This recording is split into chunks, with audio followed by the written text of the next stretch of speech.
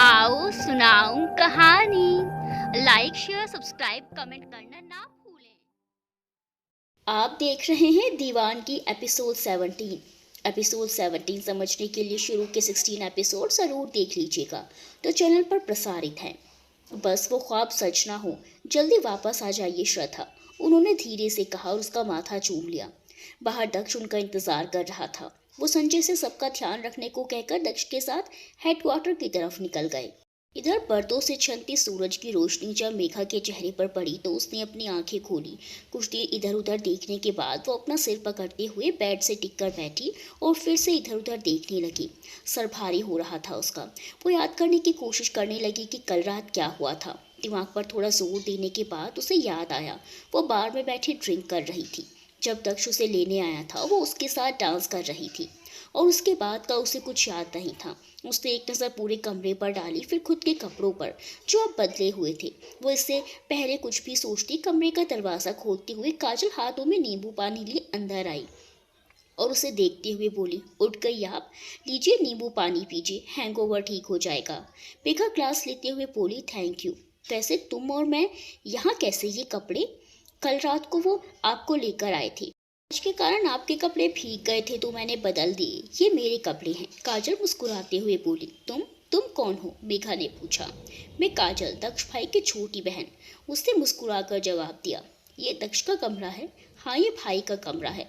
देखकर ही लगता है, इतने सारे मेडल्स, ट्रॉफीज और ये फोटोग्राफ्स। मेघा पूरे कमरे को देखते हुए बोली, भाई को फोटोग्राफी का बहुत शौक है। काजल ने कहा तो मेघा मुस्कुरा दी।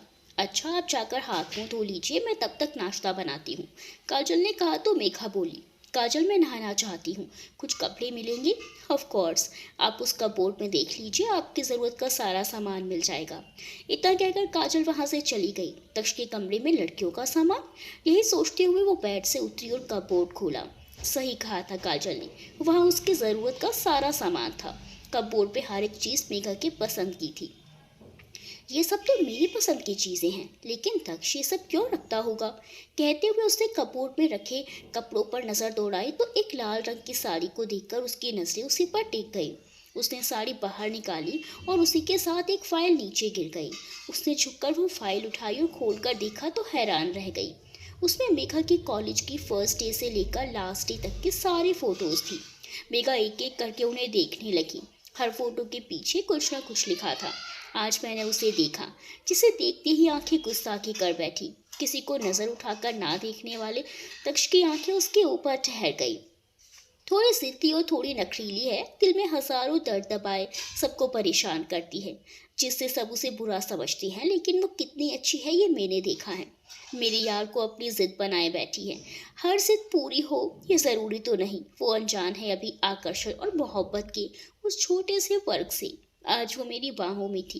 क्या बताऊं, धड़कने किस रफ्तार में थी। माना मैं फिर लड़ पड़ा उससे, लेकिन कुछ अलग सा एहसास हुआ आज मुझे। वो आज जा रही थी कॉलेज छोड़कर। लगा कि कोई मेरे दिल अपने साथ ले जा रहा हो, लेकिन समझ नहीं आया क्यों लगा ऐसा।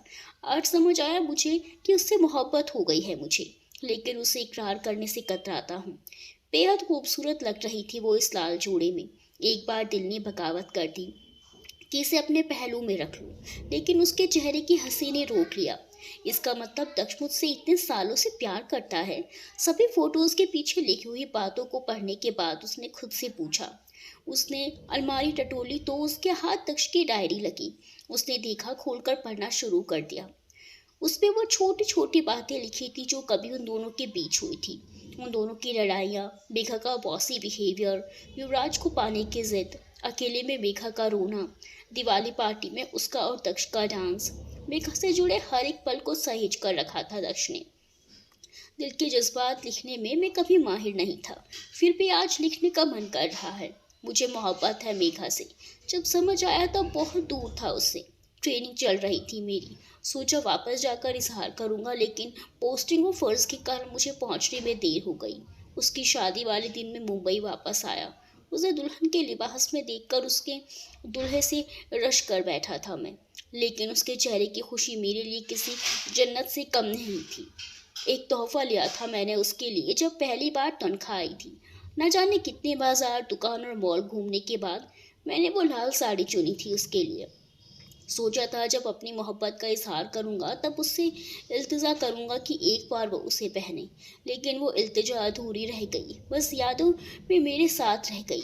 मेघा ने पन्ने पलटे, हर पन्ने पर दक्ष के जज्बात थे। आखिरी पन्ने पर पहुंचकर उसकी आंखों से आंसू लुढ़ककर उस पन्ने पर गिर पड़े। आज वो मेरी बाहों में बिखर गई थी, उस इंसान की वजह से जिससे कभी वो मोहब्बत करती थी। दिल कह रहा था जान से मार दूं उसे, लेकिन किस हक से इस सवाल ने रोक लिया। मोहब्बत आज भी उससे उतनी ही करता हूँ जितनी तब करता था जब मोहब्बत का एहसास हुआ था, या शायद पहले से भी ज़्यादा, पता नहीं। इस वक्त में सिर्फ इतना जानता हूँ, इतना ही चाहता हूँ कि वो खुश रहे, क्योंकि उसके आंसू दिल पर खंजर की तरह वार करते हैं। अगर आज उसकी ज़िंदगी में मोहब्बत के लिए थोड़ी सी भी जगह हो तो वो जगह मैं चाहता हूँ, उसका हमसफ़र, हमदर्द बनना चाहता हूँ। काश वो मुझे अपनी ज़िंदगी में थोड़ी सी जगह दे दे। टपकते आंसू के साथ वो कुछ देर डायरी के उन्हीं पन्नों में खोई रही। दी नाश्ता तैयार है, जल्दी आइए। काजल ने आवाज़ दी तो जैसे वो होश में आई। उसने अपने आंसू साफ किए, फाइल और डायरी वापस उनकी जगह पर रखी, साड़ी बेड पर रखी और एक कुर्ती प्लाजो लेकर बाथरूम की तरफ बढ़ गई। कुछ देर बाद वो तैयार होकर बाथरूम से बाहर आई और साड़ी लेकर कमरे के बाहर आ गई। उसने काजल से पूछा, काजल मैं ये साड़ी ले सकती हूँ? काजल साड़ी देखकर मुस्कुरा दी और बोली, ये भैया मेरी भाभी के लिए लाए थे और इस पर सिर्फ मेरी मेघा भाभी का हक है। आप हक से रखिए इसे। उसकी बात सुनकर मेघा शर्मा गई। युवराज चीफ के कैबिन में उसके सामने रखी चेयर पर बैठे हुए थे। चीफ बाकायदा उन्हें घूर रहे थे, लेकिन युवराज को इस चीज़ से कोई फर्क नहीं पड़ रहा था। चीफ उन्हें देखकर बोले, आज भी वही एटीट्यूड, वही behaviour. I am proud of officer. एक बार फिर तुमने वो कर दिखाया जो इस डिपार्टमेंट में कई ऑफिसर्स नहीं कर पाए, लेकिन तुमने चरण को मारकर सही नहीं किया। तुम पर इंक्वायरी बैठ सकती है। चीफ हमें इस चीज़ से कोई मतलब नहीं, कमेटी को आप कैसे संभालेंगे उससे हमें कोई मतलब नहीं है, लेकिन हमें किसी भी कीमत पर चरण राज और प्रदीप राज का केस पूरी तरह से क्लोज चाहिए। श्रद्धा के होश में आने के बाद इस केस या केस से जुड़े लोगों के बारे में कोई भी खबर मीडिया में नहीं आनी चाहिए। युवराज ने कहा और चेयर से उठ गए। जैसा तुम चाहते हो वैसा ही होगा ऑफिसर। ये केस पूरी तरह से गायब कर दिया जाएगा, जैसे ये कभी था ही नहीं। चीफ ने कहा और युवराज जय हिंद कहते हुए वहां से चले गए। उनके जाने के बाद चीफ का पीए बोला, सर आपको नहीं लगता कि हम जूनियर हैं और वो ऑफिसर हमारा चीफ है? देखा नहीं कैसे ऑर्डर देकर गया है। चीफ मुस्कुराकर अपनी कुर्सी पर बैठते हुए बोले, लोगों के दिलों का बादशाह है वो, हुकूमत करना खून में है उसके। आखिर विशाल सिंह राठौड़ का बेटा जो है, विशाल सिंह राठौड़ की विरासत को आगे बढ़ाया है उसने। गुरूर तो होना ही चाहिए। इधर युवराज बाहर आए और गाड़ी में अपनी सीट से सर टिकाकर आंखें बंद करके बैठ गए। ड्राइविंग सीट पर बैठे दक्ष ने गाड़ी स्टार्ट की और हॉस्पिटल की तरफ मोड़ दी। युवराज आंखें बंद किए हुए कुछ देर वाकये को याद करने लगे। तकरीबन 4 घंटे पहले गाड़ी आकर एक बिल्डिंग के सामने रुकी और युवराज दक्ष के साथ अंदर आए। कॉरिडोर से होते हुए वो एक कमरे की तरफ बढ़ गए। रास्ते में खड़े ऑफिसर्स दोनों को सलाम करते हुए ग्रीट कर रहे थे और वो सिर हिलाकर जवाब दे रहे थे। दोनों आकर एक कमरे के सामने रुके जिसके अंदर किसी की चीखने की आवाज़ें आ रही थी। दक्ष ने युवराज की तरफ देखा और पूछा, तुम ये करना चाहते हो युवराज? हाँ दक्ष, क्योंकि अब इस कमीने के पास एक सांस लेने तक का हक नहीं है, उन्होंने गुस्से से कहा और अपनी फिंगरप्रिंट लगाकर दरवाज़ा खोला। दोनों अंदर आए, साथ ही कुछ ऑफिसर्स जो वहाँ खड़े थे वो भी उनके पीछे आ गए। ये एक 20 बाय 20 का कमरा था जहाँ चरण सिर्फ एक हाफ ट्राउज़र में कुर्सी पर बंधा हुआ था। सामने आग चल रही थी। कमरे का टेम्परेचर भी बहुत ज़्यादा हाई था। ऐसा लग रहा था जैसे चरण का चिकन तंदूरी फ्राई बनाने की प्लानिंग चल रही हो। किसी के कदमों की आहट पाकर उसने सर उठाकर देखा तो सामने युवराज को देखकर पागलों की तरह हंसते हुए बोला, आ गया राठौड़ अपनी माशूका का अंतिम संस्कार करके। वैसे एक बात तो बता राठौड़, उसमें ऐसा क्या था जिसके लिए तूने मेरी ये हालत कर दी? कहीं ऐसा तो नहीं उस कली को मसलने का मौका मिल गया था? उसकी निहायती घटिया बात सुनकर दक्ष ने सर उठाकर सीलिंग की तरफ देखा और खुद से बोला, इस कमीने को अपनी मौत दर्दनाक क्यों बनानी है? युवराज तो शांति से मारने आया था, लेकिन ये शांति से मरना ही नहीं चाहता। इसका क्या होगा बप्पा? वही होगा जो युवराज सर चाहेंगे। पीछे खड़े ऑफिसर्स में से एक ने कहा तो दक्ष की नजरें युवराज की तरफ घूम गई, जिनके हाथ में खंजर था और वो उसे गर्म कर रहे थे। युवराज, ये तो क्या करने वाला है? देख हम पुलिस वाले हैं, तो ऐसा कुछ। आगे दक्ष कुछ बोल ही नहीं पाया। आ चरण की चीखें निकल पड़ी और इसी के साथ पूरी बिल्डिंग गूंज उठी। युवराज ने वो खंजर उसकी जीभ पर रख दी थी। उसे तड़पता देख एक पल के लिए सबने अपनी आंखें बंद कर ली। युवराज ने उसके दोनों गाल अपनी उंगलियों में भींचते हुए उसकी आंखों में अपनी अंगारा आंखें डालकर एक एक लफ्ज चबाते हुए कहा, पहले भी कहा था चरणराज, जिनके सामने हमारी नजरें भी अदब से झुक जाती हैं, उनके लिए ऐसे वाहियात अल्फाज अपनी जबान पर मत लाना। इसीलिए अब तो कुछ बोल नहीं पाएगा। ऑफिसर्स, इसे खोलो। युवराज ने कड़क लहजे में ऑर्डर दिया तो डरते हुए एक ऑफिसर ने आकर उसको खोल दिया। खुलते ही वो युवराज की तरफ गुस्से से झपटा। युवराज साइड हो गए और वो दीवार से भिड़ गए। उन्होंने अपना बेल्ट निकाला और वहां जलती हुई आग में गर्म करने लगे। जैसे जैसे चमड़ा गर्म होता जा रहा था, वैसे वैसे चरण की आंखों में खौफ पसरता जा रहा था। युवराज ने उसकी तरफ बढ़ाए तो वो पीछे होकर अपनी जान की भीख मांगने लगा। लेकिन उसने आज तक कोई ऐसा काम नहीं किया था कि उसे थोड़ी सी भी दया मिले। युवराज ने उस बेल्ट से उसे मारना शुरू किया और वो वहीं जमीन पर तड़पते हुए पीटने लगा। उसकी हालत देखकर सबकी सांसें अटकी हुई थी। साथ ही उसकी चीखें दिल दहला दे रही थी। वो इंस्पेक्टर जिसकी गन युवराज ने छीनी थी, उसकी तो हालत खराब थी। ये सोचकर कि अगर युवराज को सच पता चला तो अगला नंबर उसका ही है। इधर चरण लगभग बेहोश ही होने वाला था जब एक बार युवराज की कड़कदार आवाज फिर उस रूम में गूंजी, दक्ष, इसे गाड़ी में डालो और लेकर चलो। इतना कहकर वो उसका हाथ रौंदते हुए बाहर चले गए। उसके जाने के बाद दक्ष ने कुछ ऑफिसर्स के साथ मिलकर चरण को उठाया और बाहर लाकर वैन में डाल दिया। वो इंस्पेक्टर भी चरण के साथ ही बैठा था। दक्ष ने ड्राइविंग सीट संभाली और कुछ ऑफिसर्स को साथ लिए वैन जंगल के रास्तों पर चल पड़ी। पीछे युवराज की गाड़ी उनका पीछा कर रही थी। वैन में अपनी टूटी पीटी हालत और जली हुई जबान के साथ बैठा चरण भागने की प्लानिंग कर रहा था। ऑफिसर्स ने जानबूझकर उसके हाथ नहीं बांधे थे, इसलिए उसे बस मौके का इंतजार था। कुछ देर बाद वैन खाई की तरफ मुड़ गई और जंगल जैसा इलाका शुरू हो गया। युवराज की गाड़ी भी वहां से गायब हो गई। टनल आते ही युवराज ने साथ बैठे इंस्पेक्टर को इशारा किया और उसे खुद को धकेलने के लिए इशारों में कहा। जैसे ही वैन टनल के अंदर घुसी, दक्ष ने दरवाज़ा खोल दिया और वैसे ही इंस्पेक्टर ने चरण को धक्का दे दिया। वो वैन के बाहर गिर पड़ा और भागने लगा। टनल के बाहर आकर दक्ष ने उस इंस्पेक्टर को गन पॉइंट पर ले लिया। हमारा नमक खाता है और हम ही से गद्दारी करता है। ऑफिसर्स, अरेस्ट हिम और इसे याद दिलाओ कि गद्दारों को क्या सज़ा दी जाती है। इतना कहकर उसने इंस्पेक्टर को बाकी ऑफिसर्स के हवाले किया और चरण की तरफ दौड़ पड़ा। चरण पीछे की तरफ देखते हुए भागता जा रहा था, लेकिन उसे कोई नजर नहीं आ रहा था, इसलिए उसके अंदर आज़ाद होने की उम्मीद जाग चुकी थी। युवराज और दक्ष लगातार छिपकर उसका पीछा कर रहे थे, साथ ही उसके भागने का वीडियो भी बना रहे थे। भागते भागते वो एक पहाड़ पर पहुंच गया, जिसकी दूसरी तरफ खाई थी। वो वापस मुड़ा, लेकिन तब तक बहुत देर हो चुकी थी। युवराज और दक्ष हाथों में अपनी अपनी बंदूक के लिए उसकी ओर पॉइंट करके खड़े थे। युवराज उसकी तरफ कदम बढ़ाते हुए बोले, तुझे क्या लगा था कि तू बच गया? लेकिन तू भूल गया चरणराज कि एक बार इस युवराज सिंह राठौर की पकड़ में आने वाला अपराधी जिंदा वापस नहीं जाता। तो तू क्या क्या चीज़ है? तुझे भागने वाले भी हम ही थे, ताकि तुझे मारने में आसानी हो।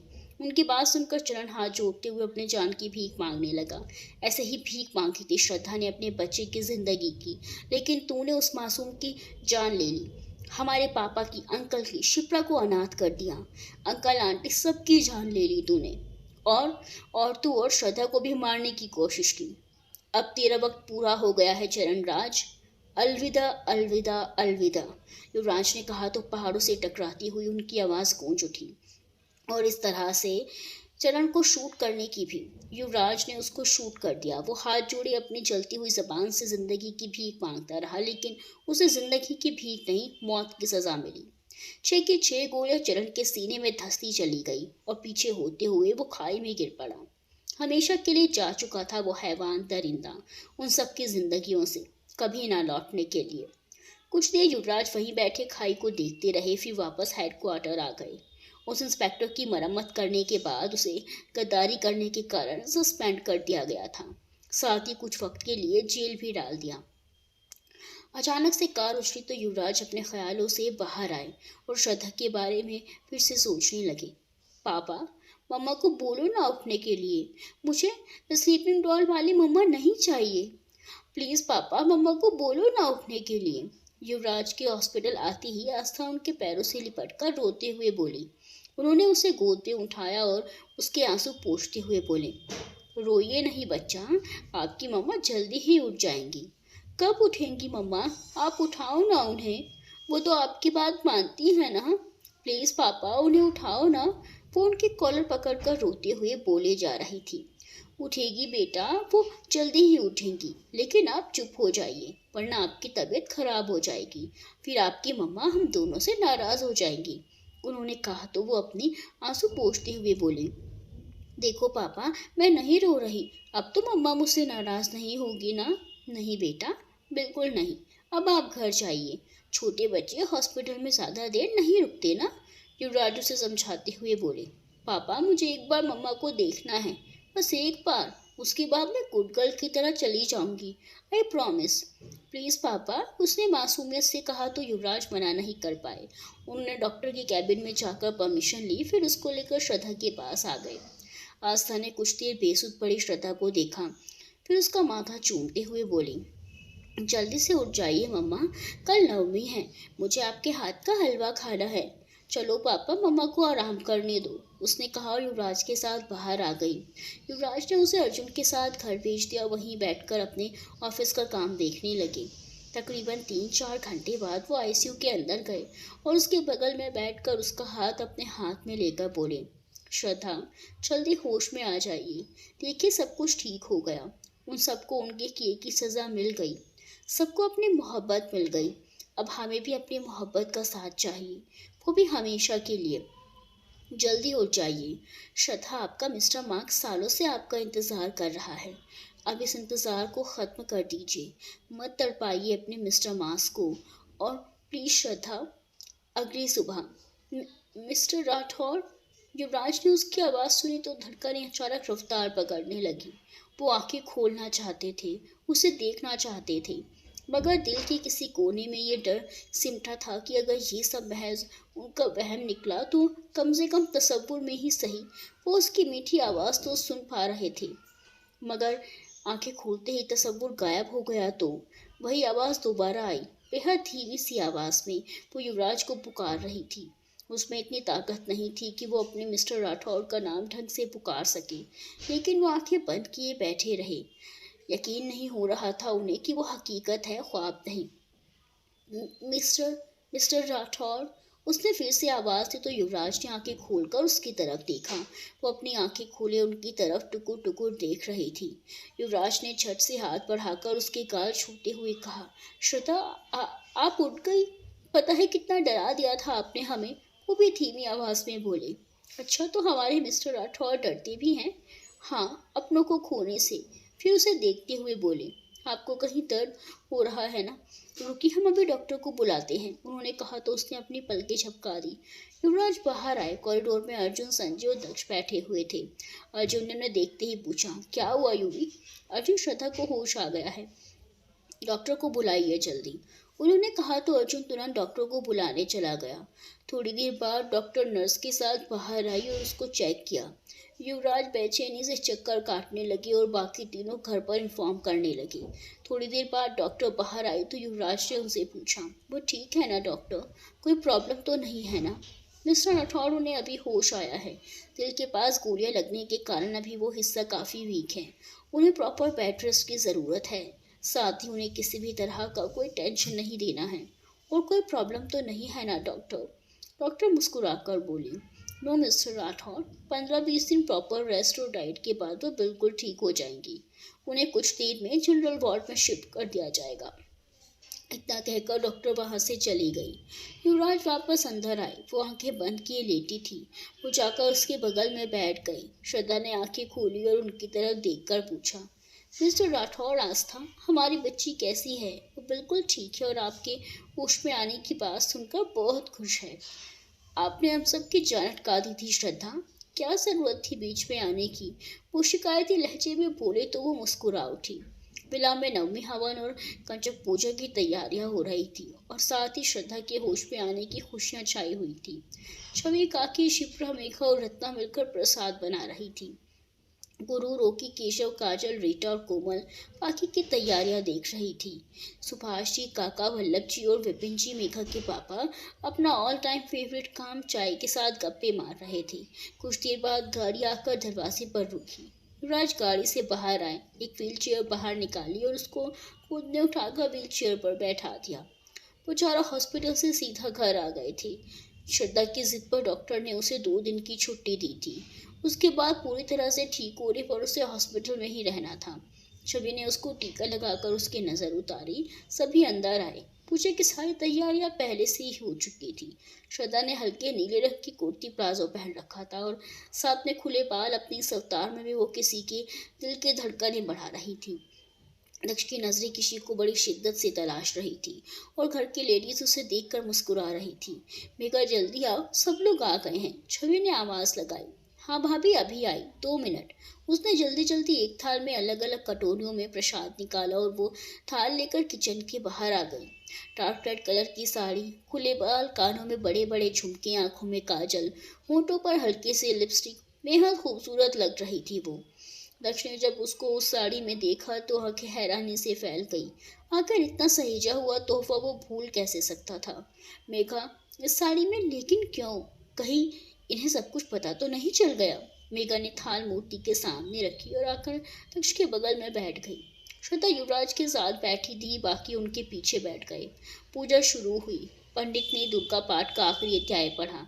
इसके बाद हवन शुरू हुआ। सबने आहुति दी। पूजा समाप्त होने के बाद एक लाइन से 10 पाटे रखे गए।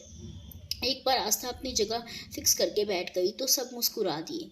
आस्था के बैठने के बाद बाकी के 8 पाटों पर छोटी बच्ची और एक बच्चे को बैठाया गया। सबसे पहले पवन और छवि ने उनके पैर धोए। शिप्रा ने लड़कियों को आलता लगाया। श्रद्धा अपनी व्हीलचेयर पर बैठी सब देख रही थी। उन्हें थाली परोसी गई। खीर, हलवा, मालपुआ, आलू चने की सब्जी, सब कुछ था उस थाल में। कन्या भोज के बाद कोमल और गुरु ने सबके हाथ धुलवाए और श्रद्धा ने उन्हें तोहफे दिए। वे केशव और रॉकी सारी लड़कियों को उनके घर छोड़ने गए। चलिए आप सबका खाना लगा देती हूँ।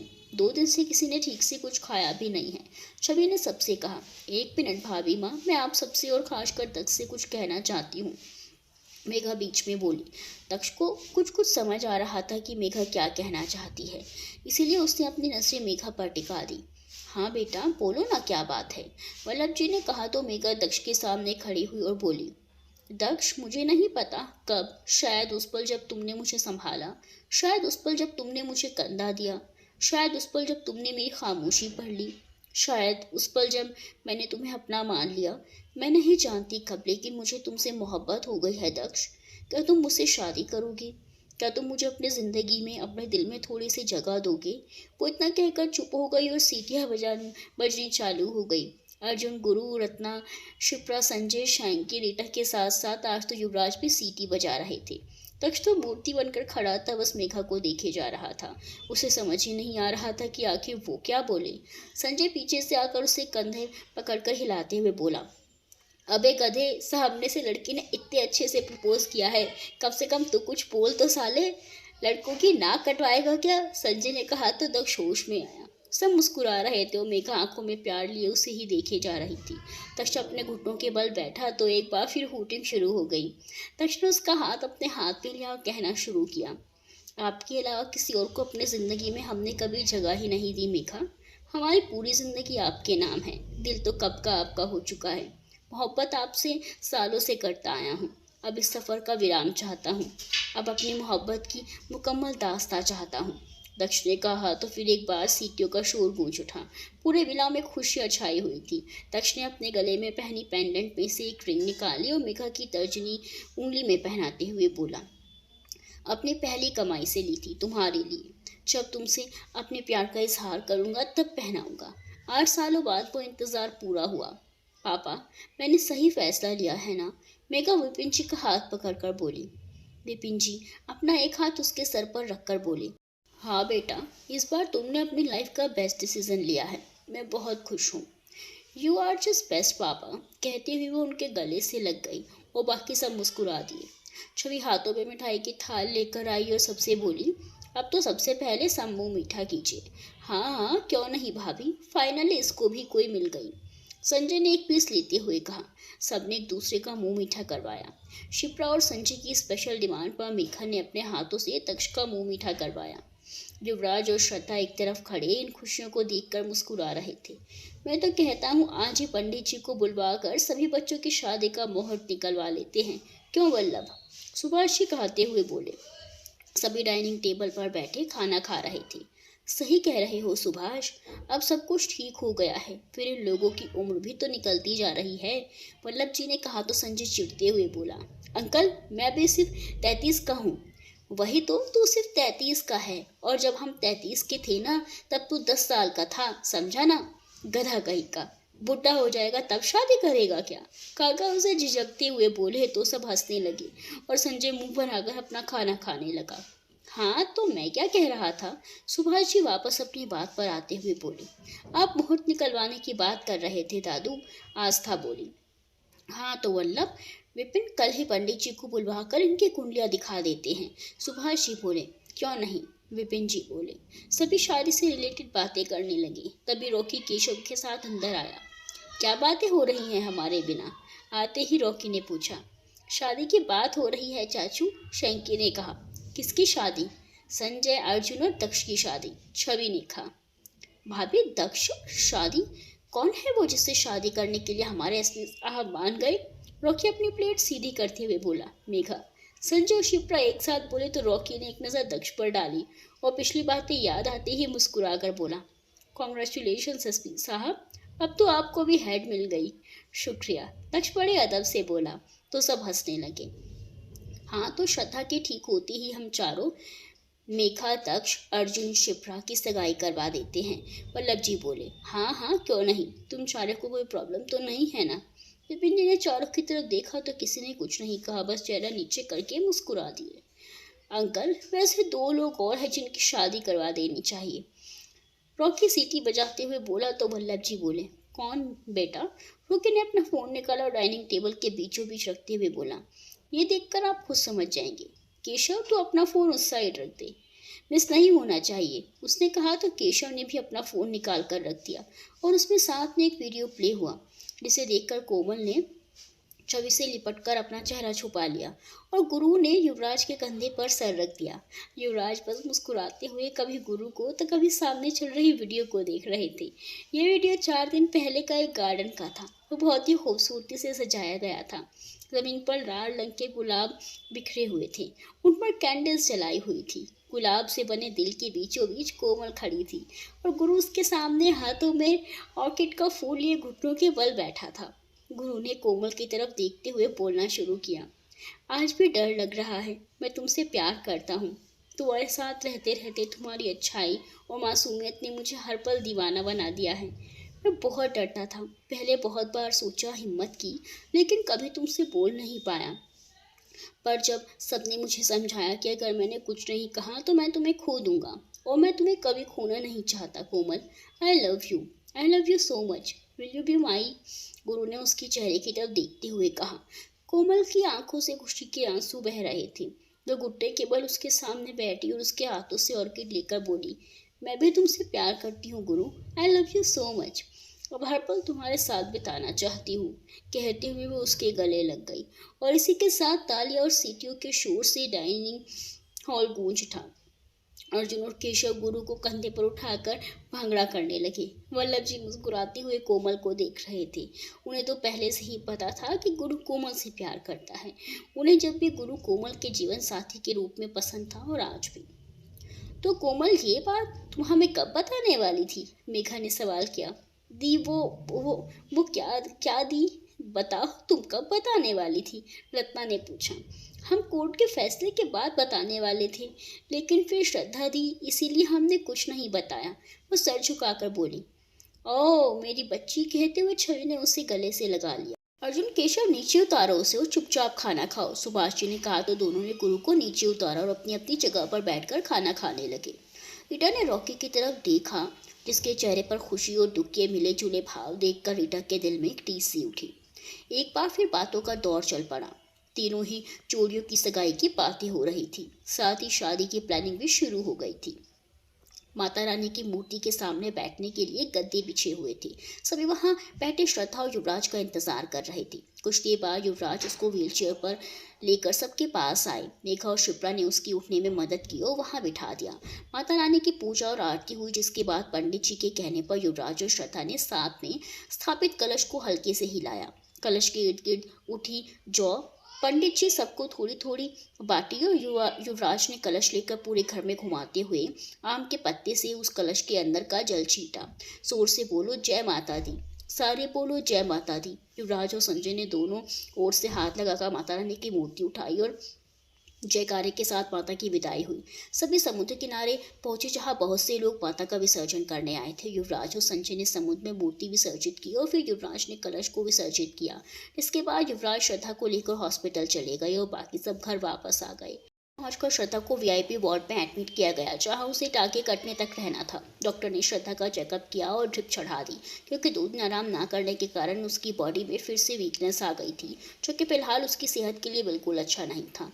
इधर विला में सब थके हारे हॉल के अलग अलग कोनों में पसरे हुए थे। जब बेटा अपने मॉम, डैड, एंथनी और मारिया के साथ आई तो उन्होंने जब बेटा के फैसले के बारे में सबको बताया, तब तो संजय, अर्जुन और गुरु रॉकी को उठाकर नाचने लगे।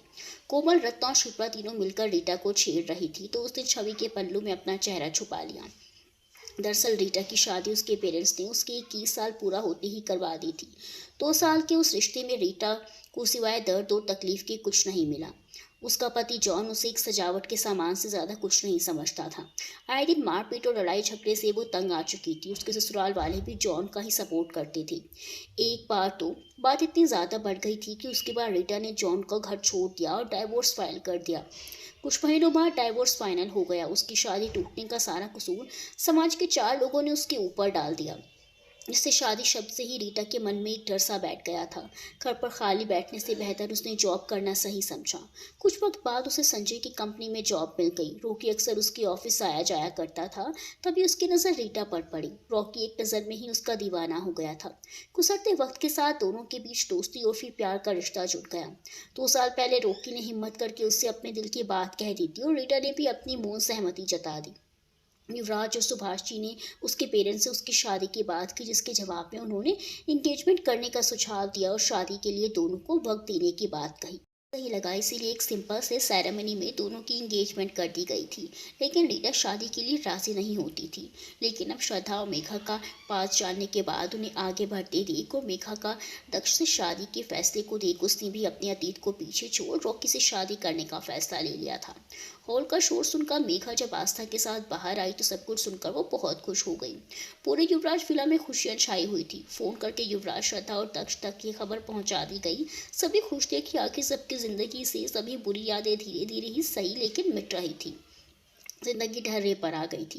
धीरे धीरे वक्त बीत रहा था। मेघा और रीटा ने उड़ान संभाल लिया था। मेघा एनजीओ के साथ साथ विपिन जी का बिजनेस भी संभालती थी।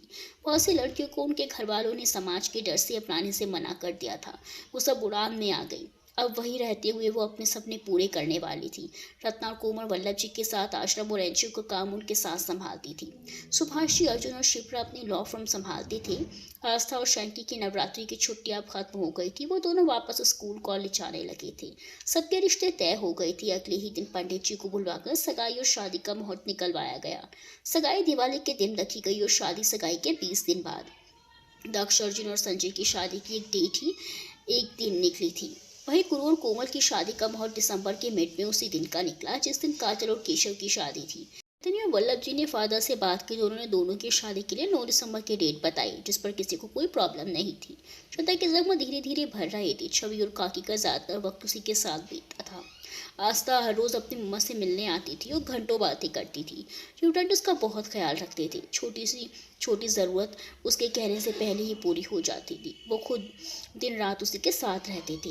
ये कह सकते हैं कि युवराज ने अपने लिए हॉस्पिटल में कमरा बुक कर लिया था। पढ़ाने से लेकर उसकी दवाओं तक हर चीज़ का ध्यान वो खुद रखते थे। उसकी केयर से श्रद्धा के जख्म जल्दी भर रहे थे, क्योंकि स्ट्रेस या टेंशन उसके आसपास भटकते भी नहीं पाती थी।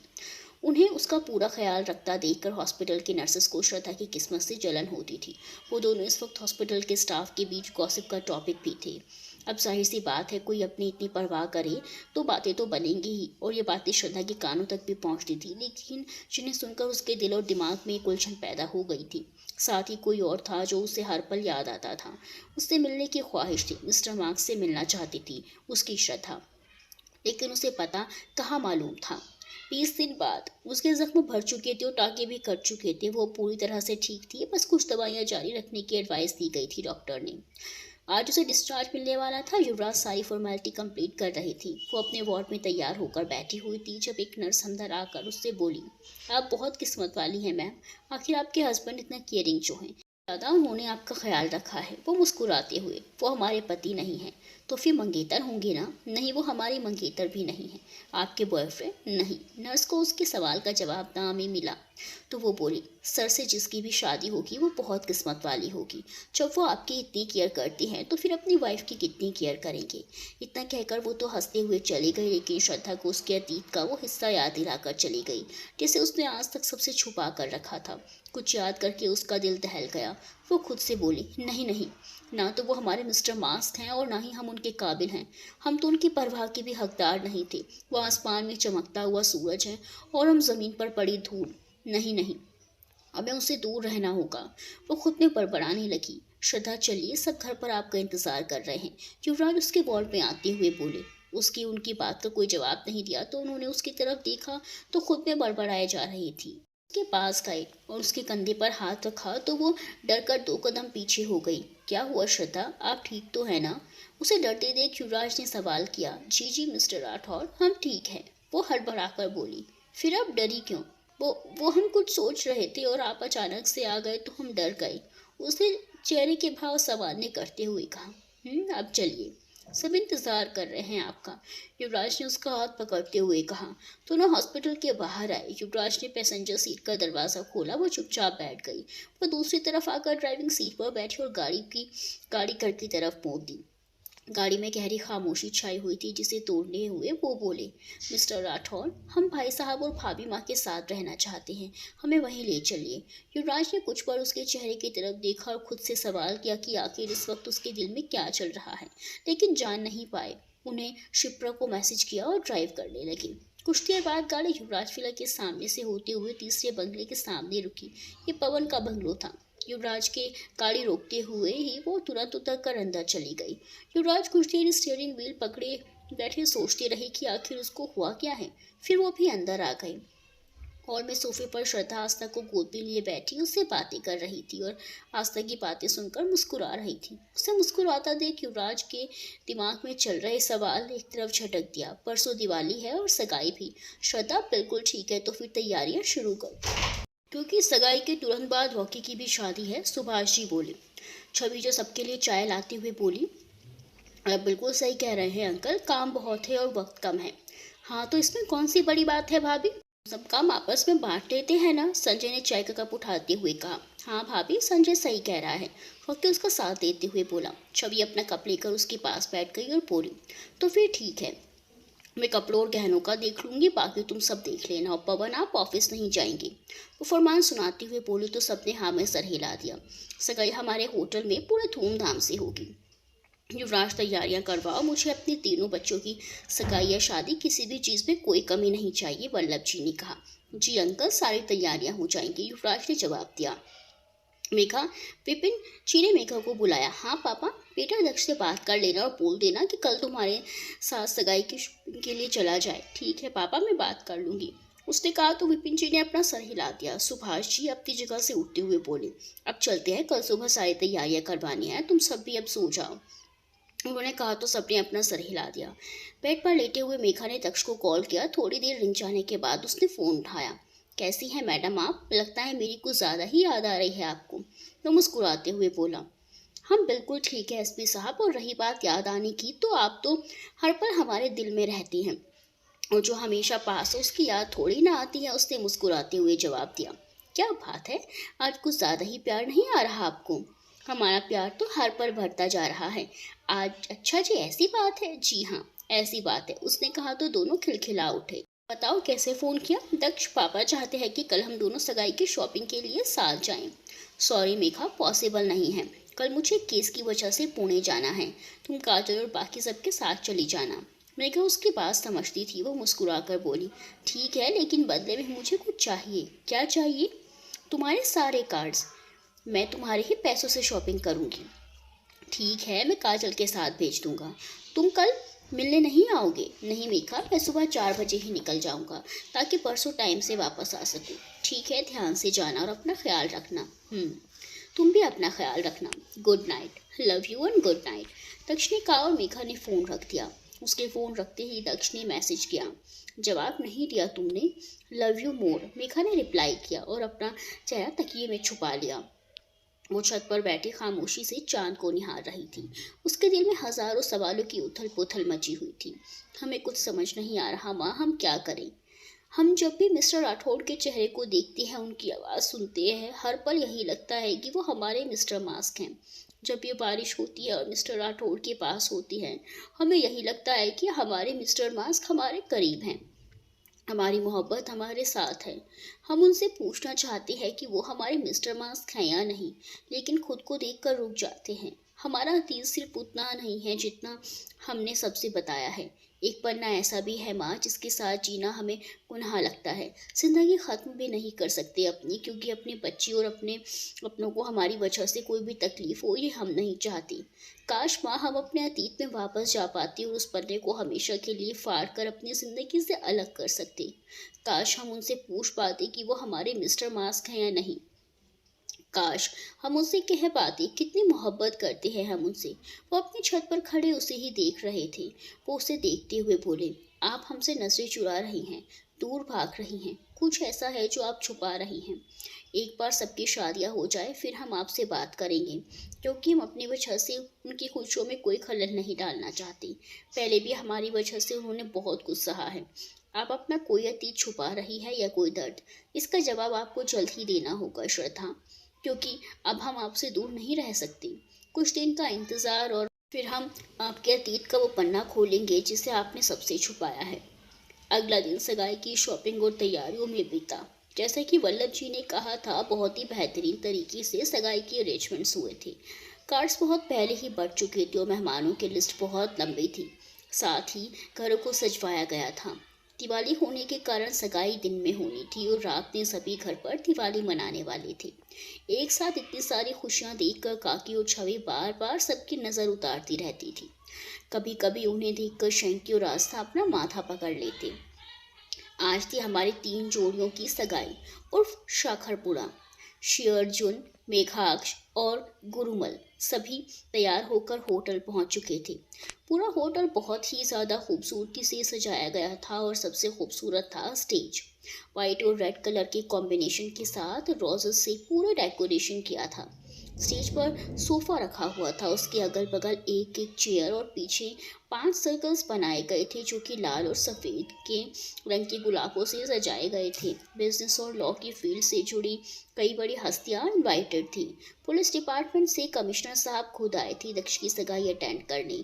एनजीओ की सभी लड़कियां और औरतें भी सगाई में इनवाइटेड थी। लगभग सब लोग आ चुके थे। अब बारी थी हमारे कपल्स की एंट्री की। लाइट्स डिम हो गई और स्पॉटलाइट्स एक तरफ पड़ी। ब्राउन मुंडे पर डांस करते हुए संजय, अर्जुन और दक्ष गुरु हॉल में आए। आकर उन्होंने युवराज, शंकी और केशव को भी अपने साथ शामिल कर लिया। उनके डांस ने धूम मचा दी पूरे हॉल में। सबने तालियां बजाई। यंग जनरेशन हूटिंग करने लगी। दक्ष को स्टेज पर खड़ा किया गया और बाकी सब नीचे खड़े होकर हमारी ब्यूटीफुल लेडीज़ के आने का इंतज़ार करने लगे। खैर, ये इंतज़ार भी जल्द ही ख़त्म हुआ और लाइट्स घूमकर सीढ़ियों पर पड़ी। मेघा, काजल और छवि के साथ नीचे आ रही थी। मेघा को देखकर दक्ष के तोते उड़ गए। उसका दिल बेतहाशा धड़कने लगा। पहले छपकना भूल गई। पिंक कलर के लहंगे के साथ green full sleeve brown blouse, बालों की ढीली सी चोटी, उसके बोगरे का गजरा, आंखों में गाढ़ा सुरमा, डार्क पिंक लिपस्टिक, कानों में बड़े बड़े झुमके और होठों में मुस्कुराहट सजाए धीरे धीरे वो नीचे उतर रही थी। केशव की नजर जब काजल पर पड़ी तो उसका हाल भी कुछ तक के जैसा ही हो गया। रेड कलर के अनारकली सूट के साथ सफ़ेद दुपट्टा लिए, खुले बाल और हल्के से मेकअप के साथ काजल बहुत प्यारी लग रही थी। मेघा को दक्ष के सामने खड़ा किया गया। मेघा ने जब उसे देखा तो एक पल के लिए वो भी पलकें झपकना भूल गई। मैरून कलर के ब्लेजर के साथ ब्लैक शर्ट, फॉर्मल पैंट्स, एक हाथ में घड़ी, दूसरे में चांदी का कड़ा, सलीके से सेट किए हुए बाल और चेहरे पर मुस्कुराहट। आज तो लड़कियां रश कर बैठी मेघा की किस्मत से। पंडित जी ने पूजा शुरू की। मेघा के सर पर चुनरी डाली गई, दोनों का टीका किया गया। उसके बाद विपिन जी ने लड़की वालों की तरफ से दक्ष को एक सोने का सिक्का, चेन और शगुन के कपड़े दिए। काजल ने लड़के वालों की तरफ से मेघा को शगुन दिया। उसके हाथों में हरे रंग की चूड़ियां पहनाई गई, जिसके बाद दोनों ने एक दूसरे को शक्कर खिलाई। आखिर में सगाई की अंगूठियां मंगवाई गई। दोनों ने एक दूसरे के बाएं हाथ की रिंग फिंगर में अंगूठियां पहनाई और हॉल में तालियां बजने लगी।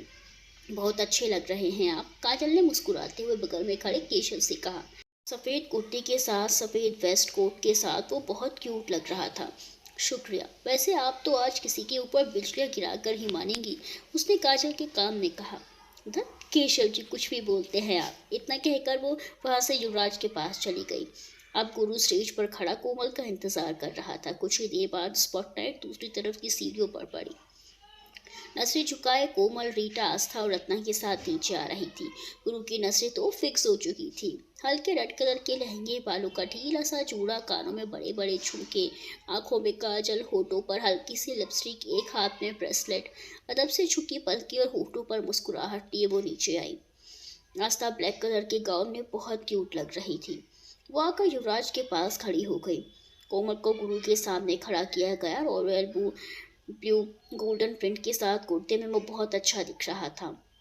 गुरु की तरफ से युवराज ने और कोमल की तरफ से वल्लभ जी ने और पवन ने शगुन की रस्म निभाई। काजल ने उनसे हरी चूड़ियां पहनाई और दोनों ने एक दूसरे को अंगूठियां पहनाई।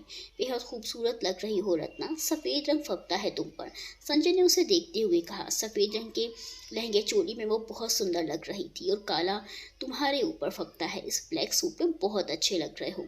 दोबारा सगाई करने का मन कर रहा है मेरा, मुस्कुराते हुए उसने कहा और उसके गालों पर किस करके भाग गई। संजय तो सोचता रह गया, आखिर उसने किया क्या। आज तो आप कत्ल करके ही मानेंगे मिस रीटा फर्नांडिस, रॉकी ने रीटा के कान में कहा। हम किसी का कत्ल नहीं करते मिस्टर रॉकी डिसूजा। अब ये बात और है कि कोई हमारी खूबसूरती पर खुद ही मर मिटे।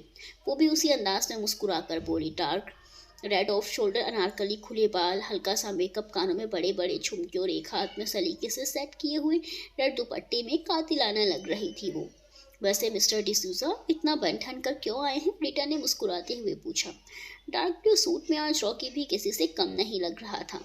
अपनी गर्लफ्रेंड से मिलने आए हैं मिस फर्नांडिस, जो 6 दिन बाद ऑफिशियली मेरी वाइफ बनने वाली है, रॉकी ने उसके कान में कहा। तो रीटा के चेहरे पर शर्मीली सी मुस्कान आ गई। अब पारी थी मोस्ट अवेटेड कपल की सगाई की। अर्जुन स्टेज पर खड़ा शिप्रा का इंतजार कर रहा था। तभी स्पॉटलाइट हॉल की एंट्रेंस पर पड़ी और गाना प्ले हुआ। पूरे टशन के साथ डांस करते हुए शिप्रा एनजीओ की लड़कियों के साथ अंदर आई। श्रद्धा उसका साथ दे रही थी और काकी ताली बजा रही थी। उनके आते ही बाकी की लड़कियां भी उसमें शामिल हो गई। सब उनका डांस एंजॉय कर रहे थे, लेकिन 2 लोग थे जिनका दिल, दिमाग, किडनी, लिवर सब छुट्टी पर जा चुके थे। नहीं समझे? रुकिए, समझाते हैं। रेड एंड मरून लहंगा, खुले बाल, सलीके से एक तरफ सेट किया हुआ दुपट्टा, हाथों में मरून चूड़ियां, कानों में झुमके, गले में छोटा सा नेकलेस, चेहरे पे हल्का सा मेकअप और पूरे टशन के साथ नाचती हुई स्टेज की तरफ आ रही थी। उसको देखकर हमारे अर्जुन बाबू के तोते उड़े हुए थे। वैसे अर्जुन भी कुछ कम नहीं लग रहा था। वाइट और मरून कलर के कॉम्बिनेशन की शेरवानी में वो कमाल लग रहा था। इधर युवराज की हालत तो ये थी कि अगर बस चले तो श्रद्धा को दुनिया की नजरों से गायब करवा दें। वाइट शिफॉन साड़ी, हाथों में सफ़ेद मेटल की चूड़ियाँ, कानों में लंबे लंबे झुमके, पैरों में पायल, कमर पर पतला सा कमरबंद, खुले बाल, आंखों में सुरमा, होठों पर हल्की सी लिपस्टिक। मतलब आज तो युवराज का दिल बेईमान हो गया था। श्रद्धा की नज़र जब युवराज पर पड़ी तो एक पल तो उसकी नजरें भी ठहरने पर मजबूर हो गई। रॉयल ब्लू ब्लेजर के साथ ब्लैक फॉर्मल पैंट, सलीके से सेट किए हुए बाल और क्यूट से चेहरे पर प्यारी सी मुस्कान। उफ, क्या कहने।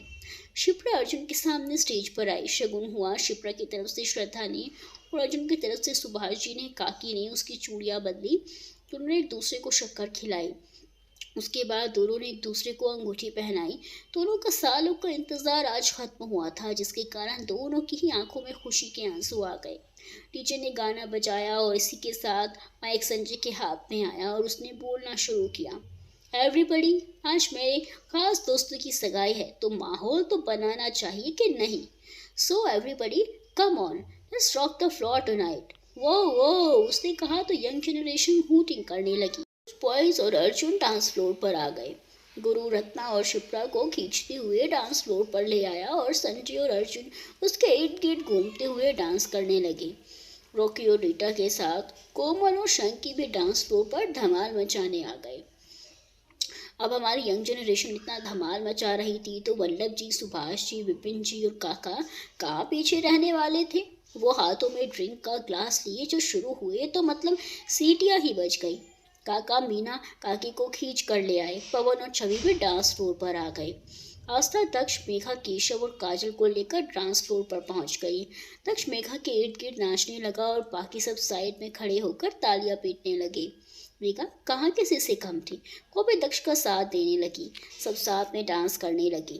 बहुत सी गेस्ट उनमें शामिल हो गए। युवराज और श्रद्धा एक तरफ खुशी से तालियां बजाते हुए सबको देख रहे थे। सब पूरे एंजॉयमेंट के साथ डांस फ्लोर पर धमाल मचा रहे थे। खाना खत्म हुआ, सबने तालियां बजाई। संजय वहीं खड़ा रहा और बाकी सब अपनी अपनी जगह पर बैठ गए। सो गाइस, अब बारी है कपल डांस की, तो सभी कपल्स डांस फ्लोर पर आ जाएं। आखिर संजय रायजादा के दोस्तों की सगाई है, कोई कमी नहीं रहनी चाहिए, उसने कहा तो शिया अर्जुन, शिप्रा अर्जुन, मेघाक्ष, मेघा दक्ष, केजल, केशव काजल, गुरु कोमल और रॉकी रीटा के साथ कुछ कपल डांस फ्लोर पर आ गए। संजय रत्ना को खींच कर ले आए और आस्था ने धकियाते हुए अपने मम्मी पापा को डांस फ्लोर पर पहुंचा दिया। श्रद्धा तो युवराज से दूर रहना चाहती थी, लेकिन हाय किस्मत और उसकी बच्ची उसे हमेशा युवराज के करीब पहुंचा देती थी। सभी कपल्स ने पोजीशन ली। लाइट्स डिम हो गई और हर एक कपल के ऊपर स्पॉटलाइट पड़ी। श्रद्धा का एक हाथ युवराज के कंधे पर था और दूसरा उसके हाथों में, तो वहीं युवराज का एक हाथ उसकी कमर पर था और दूसरे से उन्होंने उसकी हथेली थामी हुई थी। ना जाने क्यों, लेकिन आज श्रद्धा युवराज की निगाहों में देखे जा रही थी। गाना प्ले हुआ जिसके दोनों को ही कॉलेज डांस की याद दिला दी। युवराज का हाथ थामे उनकी आंखों में देखते हुए वो सबसे बेखबर उनके साथ कदम से कदम मिलाकर डांस कर रही थी। नहीं जब दरमियाँ फिर क्यों है दिल तेरे ही ख्वाब बुनता, चाहा कि दे तुझको भुला दे पर यह मुमकिन ना हो सका। उनका डांस देखकर बाकी सब फ्लोर से नीचे उतर गए, उनका डांस देखने लगे। उन्हें एक दूसरे की आंखों में खोया देख हमारे दोस्त मंडी के चेहरे पर 100 फुट लंबी मुस्कुराहट आ गई थी। क्या है ये मामला, जानू ना मैं जानू ना, दिल संभल जा ज़रा, फिर मोहब्बत करने चला है तू, दिल यहीं रुक जा ज़रा, फिर मोहब्बत करने चला है तू। गाना ख़त्म हुआ लेकिन दोनों अपनी ही मोहब्बत की दुनिया में खोए हुए थे। तालियों के शोर से दोनों बाहर आए और एक दूसरे से अलग होकर डांस फ्लोर से नीचे उतर गए। कुछ देर और फंक्शन चला, उसके बाद सभी विला आ गए। विला आकर सबने चेंज किया, फिर लेडीज़ पूजा की तैयारी करने लगी और युवराज को छोड़कर सभी ने कुछ ना कुछ काम करने लगे। युवराज विला आकर सीधे अपने कमरे में गए और वो बॉक्स खोलकर देखने लगे जिसमें श्रद्धा के घुंघरू, उसके सोने की चूड़ियाँ, ब्रेसलेट और लिखा हुआ खत था। क्या वो पहचान पाई होंगी हमें? बस यही सवाल उनके मन में चल रहा था। शाम हुई, सबने अपने अपने कमरे में दिए जलाए, पूजा हुई। उसके बाद सभी एनजीओ गए। एनजीओ में मनु, महक और बाकी सबके साथ वहाँ पूजा की, सबका मुंह मीठा करवाया, पटाखे फोड़े, वे सब वापस राज हाउस आ गए। दिवाली में जलती रोशनी, बिखरते दिए चारों तरफ जल रहे थे। वो छत पर बैठी आसमान में बिखरती रोशनी को देख रही थी। अमावस की रात में भी दिन के उजाले जैसा प्रकाश चारों तरफ फैला हुआ था। बाकी सब नीचे पटाखे फोड़ रहे थे और वो खामोशी से इधर उधर देख रही थी। आंखें बंद करती तो दोपहर का वो खूबसूरत सा लम्हा उसकी आंखों के सामने आ जाता जब वो युवराज की बाहों में थी, उनकी आंखों में देखती जा रही थी। आंखों ने भी आज पहचान दे दी थी कि उसके मिस्टर राठौर ही उसके मास्क है, लेकिन वो इस बात को नकारने की कोशिश कर रही थी। इसमें वो कितनी नाकामयाब हुई ये तो उसका दिल ही जानता है। युवराज गार्डन में खड़े सबको खुशियां मनाते देख खुशी से मुस्कुरा रहे थे। जब किसी ने उनके कंधे पर हाथ रखा, उन्होंने चेहरा घुमाकर देखा तो दक्ष था। अब तो बोल दे, तू मोहब्बत करता है उससे, आखिर अब किस वक्त का इंतजार कर रहा है तू? बोल दे युवराज, कहीं फिर एक बार देर ना हो जाए। आप चिंता मत कीजिए दक्ष, इस बार हम उन्हें खुद से दूर नहीं जाने देंगे, सब बयां करेंगे उनके सामने। लेकिन उससे पहले उनके दिल का हाल जानना चाहते हैं कि वो क्यों हमसे नजरें चुराने लगी है? तेरी बातें हमेशा मेरे सर के ऊपर से जाती हैं। संजय उनकी दूसरी तरफ से बोला। जब सर के ऊपर से जाती है तो भी समझने की कोशिश क्यों करते हैं? चाहिए जाकर कुछ दिन और मना लीजिए अपनी आज़ादी के दिन, उसके बाद तो रत्ना का ही हुक्म चलेगा। युवराज मुस्कुराते हुए बोले, ये भी तूने अच्छा नहीं किया। मैं तेरे साथ एक ही मंडप में शादी करना चाहता था और तू? संजय उनकी बात पर शिकायत करते हुए बोला, संजय हम नहीं जानते कि हमारी कब होगी, ये शादी होगी भी या नहीं, और आपकी जिद की वजह से हम रत्ना को उसकी खुशियों से दूर तो नहीं रख सकते ना। उसने कुछ साल मांगे थे ताकि वो स्टेबल हो सके। उसके बाद वो सिर्फ इंतज़ार कर रही है। हर लड़की से कि अपनी शादी को लेकर बहुत से अरमान होते हैं, सपने होते हैं जिन्हें पूरा करना आपका फ़र्ज़ है, समझे ना? इसीलिए मेरी यार खुशियाँ मनाओ। शादी है 20 दिन बाद आपकी, युवराज ने उसे समझाते हुए कहा तो संजय उनके गले लग गया। कुछ देर बाद वो अलग होकर बोला, तो दुनिया का बेस्ट दोस्त है युवी, तेरे जैसा दोस्त सबके पास होना चाहिए। उसकी बात पर वो मुस्कुरा दिए। चाहिए दक्ष मेघा के साथ टाइम स्पेंड कीजिए, क्योंकि हमारी ड्यूटी ही ऐसी है कि अपनों के लिए वक्त कम पड़ जाता है। उन्हें दक्ष के कंधे पर हाथ रखकर कहा और वहां से छत पर आ गए। उन्हें श्रद्धा को वहां शांत खड़े देखा तो एक दीवार से टिककर अपनी नजरें ऊपर टिका दी। वो उनसे ज़्यादा दूर तो नहीं थी, लेकिन युवराज की मौजूदगी से अनजान जरूर थी। वो खुद से थोड़ी तेज आवाज में बोली, जो कि युवराज के कान तक पहुंच गई। आज हम बहुत खुश हैं क्योंकि ये दिवाली सबकी जिंदगी में खुशियों की शुरुआत लाई है। अब दिवाली से जुड़ी वो बुरी यादें हमेशा के लिए हमारे जहन से हम मिटाना चाहती हैं। ऐसे ही एक दिवाली हम सबके लिए गमों की शुरुआत लाई थी। उस इंसान को हमारी ज़िंदगी में लाई थी जो हम सबके दुखों की वजह था, लेकिन ये दिवाली उन खुशियों की सौगात लाई है जिनका हम दोनों दोस्तों ने हमने सालों से इंतज़ार किया था। सबकी ज़िंदगियाँ संवर गई इस दिवाली में, लेकिन हमारी ज़िंदगी तो आज भी वहीं रुकी हुई है। पर हम खुश हैं, हम बहुत खुश हैं, बहुत ज़्यादा खुश हैं, बहुत ज़्यादा खुश हैं। कहते हुए वो रोने लगी। रोते रोते उसकी सांसें उखड़ने लगी, आंखें बंद होने लगी और पैर लड़खड़ा गए। वो गिरती उससे पहले युवराज ने आकर उसे थाम लिया, लेकिन वो बेहोश हो चुकी थी। चेहरा लाल हो चुका था, चेहरों को बालों ने ढक लिया था। उन्होंने धीरे से उसके चेहरे से बाल हटाए और उसे गोद पे उठाकर नीचे उसके कमरे की तरफ बढ़ गए। वो उसे कमरे में लेकर आए और बेड पर लिटा दिया। साइड ड्रॉर से एक इंजेक्शन निकाल कर उसे लगाया और उसके बगल में बैठकर उसका सर सहलाने लगी, जो उसके चेहरे की तरफ देखते हुए बोले, थोड़ा सा इंतज़ार श्रद्धा, उसके बाद हम आपको सतीश से बाहर निकाल लेंगे, जिसमें आपने खुद को कैद कर रखा है। और आपको सतीश से बाहर लाने के लिए हमें आपके और हमारे बीच से तन्हाई चाहिए, जो सबकी शादी के बाद हमें मिलेगी। आपका अतीत कितना भी दर्द भरा क्यों नहीं हो, लेकिन इतना भी नहीं होगा कि आप उससे हार जाएं। बस थोड़ा सा इंतज़ार और श्रद्धा, जारी है बस थोड़ा सा इंतज़ार और। प्यारे दोस्तों, युवराज आप सभी से भी कह रहे हैं, तो युवराज की बात समझ गए आप सभी या नहीं?